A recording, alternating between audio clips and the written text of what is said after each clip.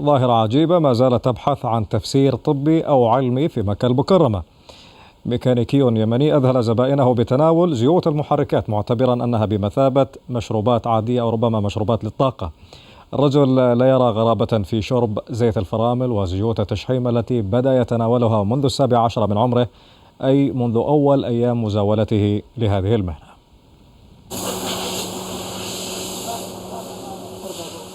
لا ننصح بتقليده، لكننا نتناول قصته بحثا عن تفسير طبي وعلمي لرجل يقتات على زيت السيارات ومواد بتروكيميائية تتصدرها مادة جلد الشحم المخصصة لمنع الاحتكاك بين القطع الحديدية للعربات.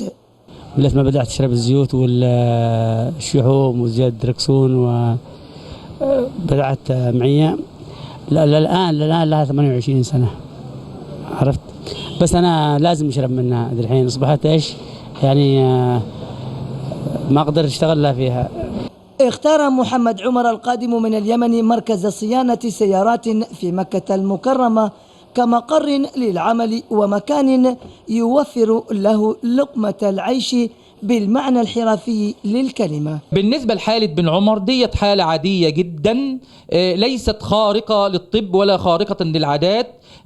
طبيعتها مثل اللي بيأكل التفاطع ومثل اللي بيأكل جرات الصحراء، وإن كانت بعض نفوسنا تأبى هذه الحالة، مع أن نفسيته لا تأبى هذا الشيء، لأن السيكولوجية بتاعته تعودت على هذا الشيء، مع التنويه أن هذا ليست فيها أي سموم للجسم تماما، وليست فيها أي شيء خارق للعادة.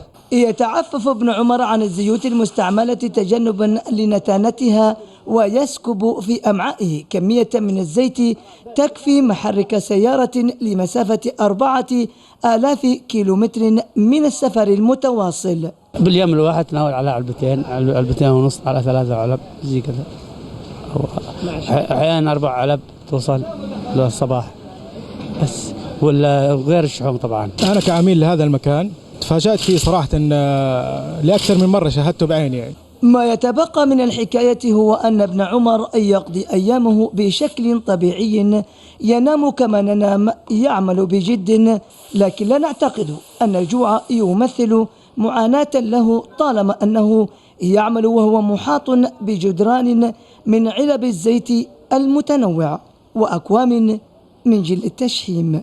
لا يستطيع ابن عمر منع نفسه أكثر من يوم واحد من تناول مشروبه المفضل من الزيوت، وأصبحت هذه الزيوت مذاقه الرئيسي يحتسيها صبحا ومساء. خميس زهراني، العربية، مكة المكرمة.